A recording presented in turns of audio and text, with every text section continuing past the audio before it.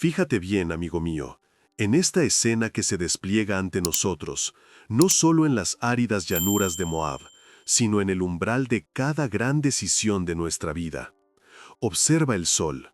No es un simple astro en el cielo, es una metáfora de cobre fundido, derramándose sobre un pueblo que ha caminado 40 años bajo su inclemencia. Cada tienda de campaña que ves, extendida hasta donde la vista se pierde, no es solo un refugio temporal. Es el testimonio de una generación nacida en el desierto, un símbolo de la fragilidad humana y la constante providencia de Dios. Siente el aire, denso y cargado, no solo de polvo, sino de anhelos, de suspiros acumulados, de la esperanza de una promesa que ha tardado una vida en llegar. Este es el escenario donde la historia de un pueblo está a punto de pivotar, donde el pasado se encuentra con el futuro en un instante eterno. Aquí, en este preciso lugar, se nos enseña que los momentos más cruciales de nuestra fe a menudo ocurren en la quietud expectante que precede al milagro, en la frontera entre lo que hemos sido y lo que Dios nos ha llamado a ser. La verdadera preparación para recibir la bendición no es la actividad frenética, sino la escucha atenta del corazón. Ahora, levanta tu mirada más allá del campamento, hacia el oeste. ¿Ves esa línea verde y vibrante que corta el desierto? Es el Jordán. Y más allá, envueltas en esa neblina borada, las colinas de Canaán, la tierra prometida.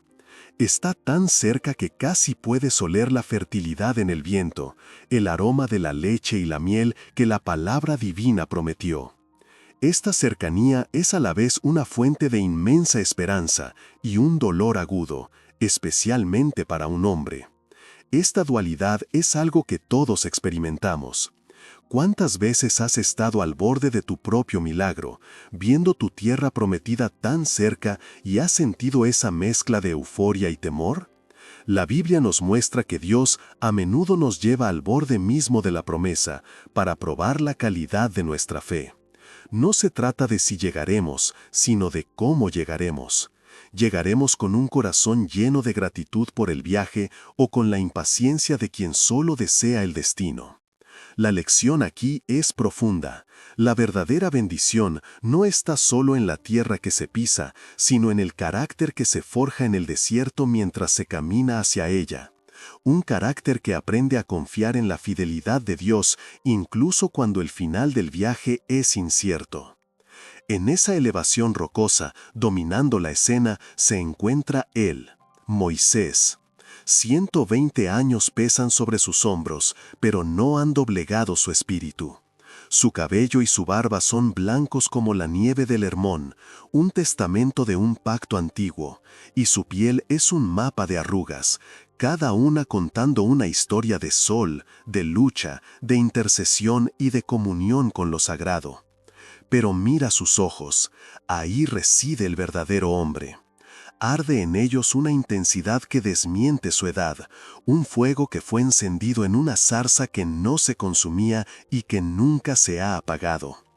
Contempla esa tierra que se extiende al otro lado del río, y en su mirada se funden el amor más profundo de un padre por sus hijos y una tristeza insondable. La tristeza de saber que sus pies, los mismos pies que pisaron Tierra Santa en el Horeb, nunca pisarán esa herencia. Esta imagen nos enseña sobre el sacrificio y la obediencia. A veces, la misión que Dios nos encomienda no es para nuestro propio beneficio, sino para preparar el camino para otros. El mayor acto de fe puede ser llevar a otros al umbral de una promesa que nosotros solo podremos ver desde lejos, confiando en que el plan de Dios es perfecto. A su lado, como una sombra leal y fuerte, está Josué. Forjado en el mismo desierto, su mirada es firme, la de un guerrero que ha aprendido a seguir antes de liderar. Observa a Josué, y es crucial que notes esto, no hay lástima en su mirada. Hay una reverencia profunda, un respeto que trasciende la admiración. Josué entiende que la grandeza de Moisés no se medirá por los lugares que conquistó, sino por el pueblo que formó y el líder que está capacitando. Su voz, grave y respetuosa, rompe el silencio. El pueblo está reunido, esperan tus palabras.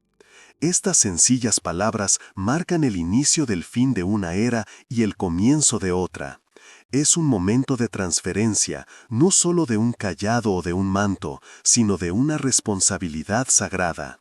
En nuestras vidas también debemos aprender a reconocer cuándo es nuestro momento de hablar y cuándo es nuestro momento de escuchar, cuándo liderar y cuándo seguir.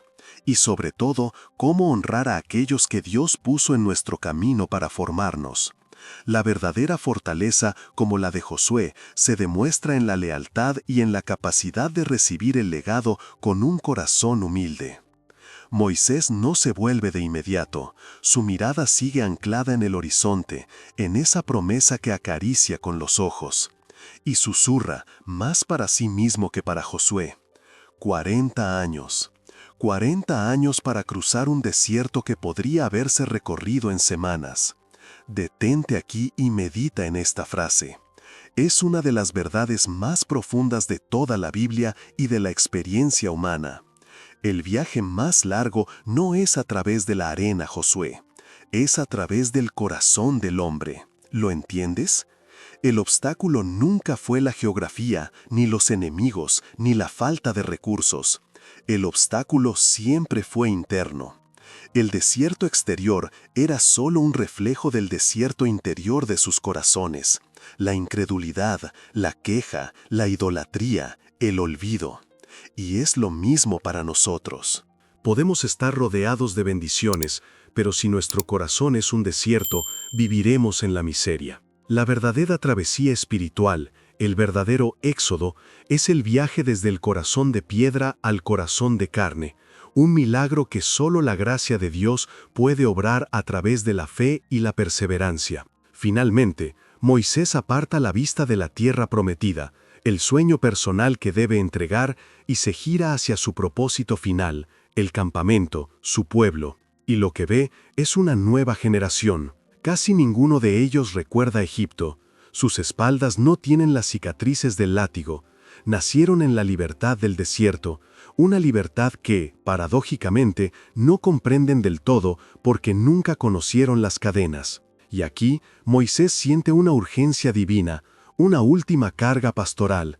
Le dice a Josué y su voz tiembla con el peso de la revelación. No recuerdan el látigo, no recuerdan el barro ni la paja, solo conocen el maná y la nube.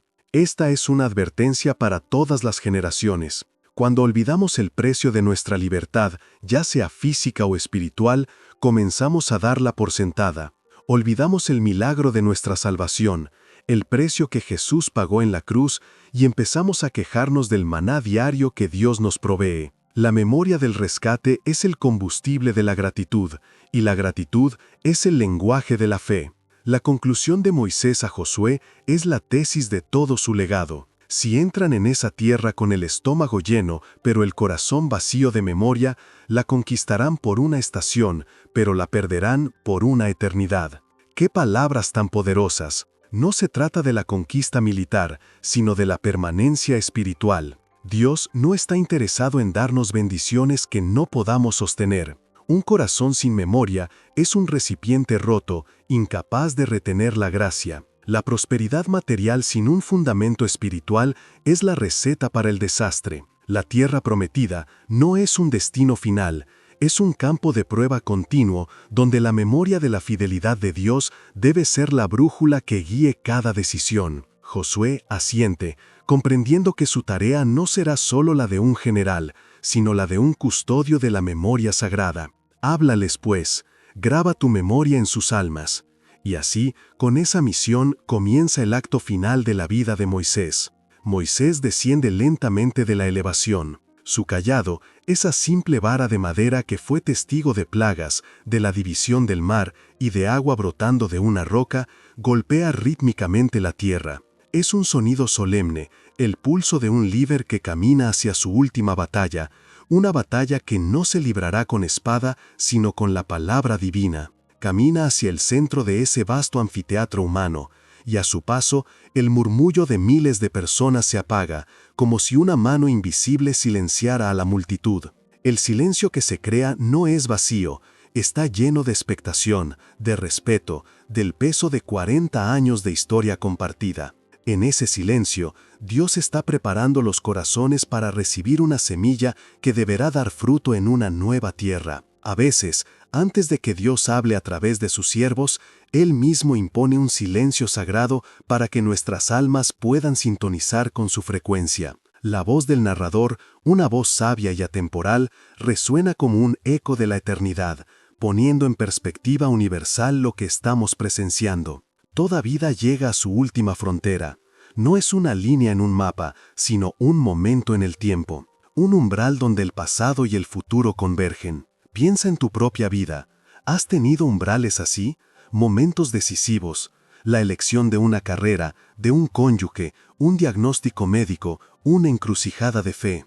En ese punto, solo queda una pregunta, la pregunta que define un legado. ¿Qué dejas a los que cruzarán el río por ti? No se trata de lo que acumulamos, sino de lo que transmitimos. No se trata de los monumentos que construimos para nosotros mismos, sino de las bases que sentamos para que otros construyan sobre ellas. El legado de Moisés no sería una tumba en la tierra prometida, sino una nación con la memoria de Dios grabada en su corazón. Y así, Moisés se para ante la multitud. Fíjate en este detalle crucial. No hay trono, no hay plataforma, no hay una estructura que lo eleve por encima de ellos. Está a su nivel, como un padre a punto de dar su consejo final a sus hijos. Sus ojos, esos ojos que vieron la gloria de Dios, recorren los rostros. Ve juventud, curiosidad, incluso impaciencia en algunos. Pero más allá de eso, ve el reflejo de sus padres, la generación obstinada y de dura cerviz que pereció en el desierto por su falta de fe. Sin embargo, no hay condenación en su mirada, sino un amor desesperado por evitar que cometan los mismos errores. Su voz, aunque anciana, resuena con una autoridad que no proviene de la edad, sino del fuego de la zarza ardiente, una autoridad forjada en la intimidad con el Creador. Hijos de Israel, hijos del desierto, me miráis y veis a un anciano, veis el final de un largo camino, pero yo os miro y veo el principio de todo. Con estas palabras, Moisés redefine su propia mortalidad, no como un final, sino como el catalizador de un nuevo comienzo para ellos. Estáis al borde de vuestro destino, continúa Moisés, pero un destino sin memoria es una casa construida sobre la arena. Aquí, sin saberlo, Moisés está sentando las bases de una enseñanza que siglos más tarde el propio Jesús usaría en el Sermón del Monte.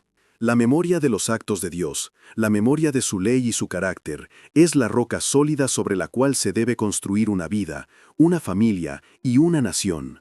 Sin esa roca, cualquier tormenta, cualquier viento de doctrina extraña, cualquier gigante en la nueva tierra, derribará la estructura. La fe no puede sostenerse solo en la esperanza de un futuro prometedor, debe estar anclada en la experiencia real y recordada de la fidelidad de Dios en el pasado. Por eso, el primer acto de Moisés no es darles una estrategia militar para la conquista, sino llevarlos a un viaje introspectivo. Así que antes de mirar hacia adelante, debemos, por última vez, mirar hacia atrás.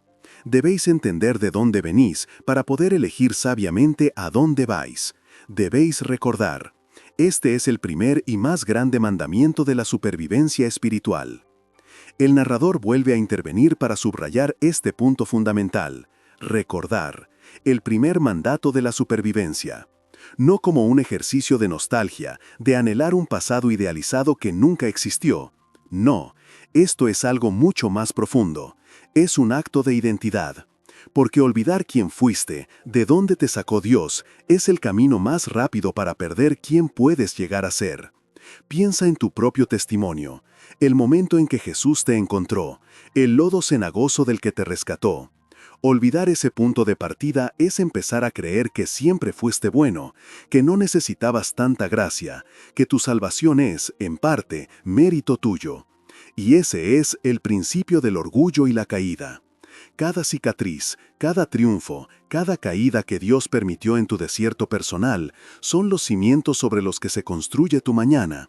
No debemos despreciar nuestro pasado, sino redimirlo a través de la memoria, viéndolo a través de los ojos de la gracia de Dios como un testimonio de su poder restaurador y su inagotable esperanza. Mientras la voz de Moisés llena el aire, la escena se disuelve en una serie de imágenes vívidas, casi sensoriales.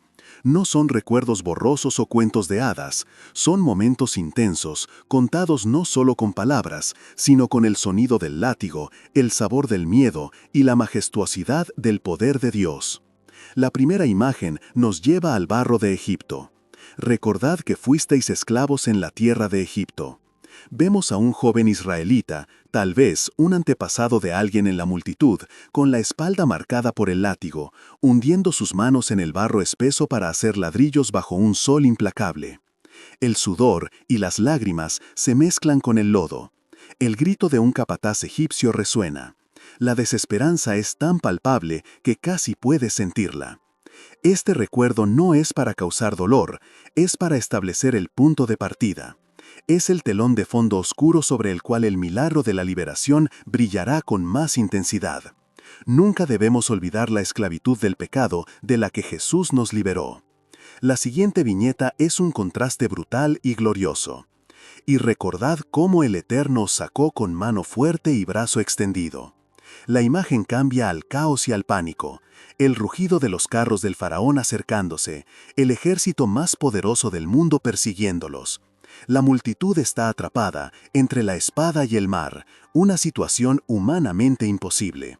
Y entonces, el momento que desafía toda lógica. Moisés levanta su cayado, un simple trozo de madera, y un viento poderoso, el propio aliento de Dios, divide las aguas del Mar Rojo. Se crea un corredor de tierra seca, flanqueado por dos muros de agua tumultuosa, un pasillo de salvación en medio de la aniquilación.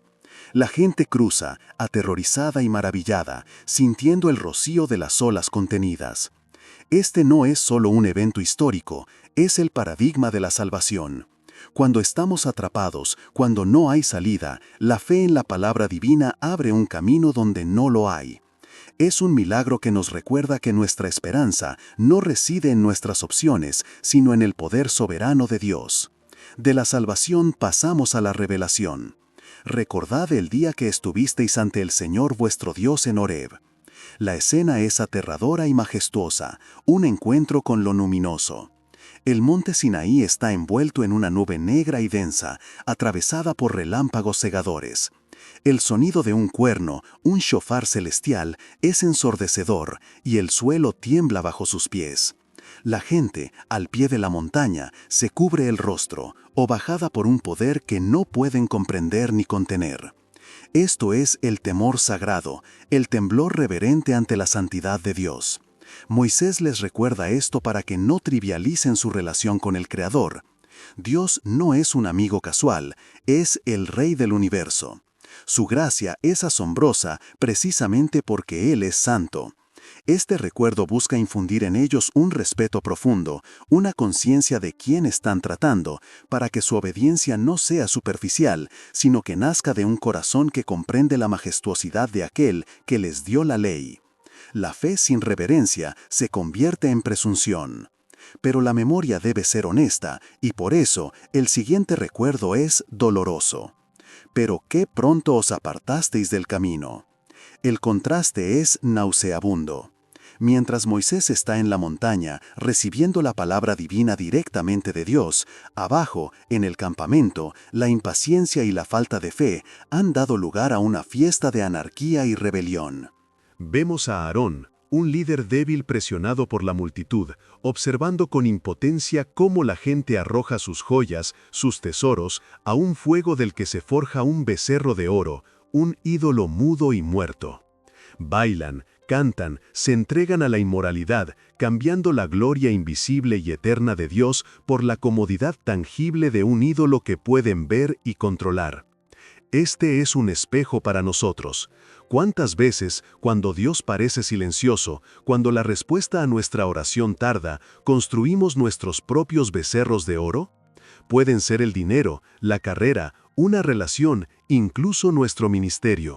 Cualquier cosa que ocupe el lugar central que solo le corresponde a Dios es un ídolo, y la Biblia es clara en que la idolatría es el origen de toda perdición.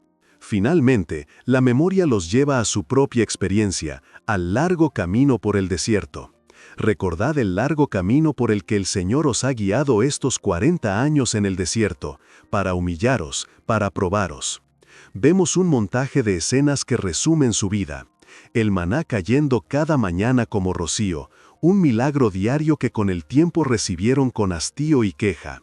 Las disputas por el agua, olvidando que el mismo Dios que dividió el mar podía hacer brotar agua de una roca.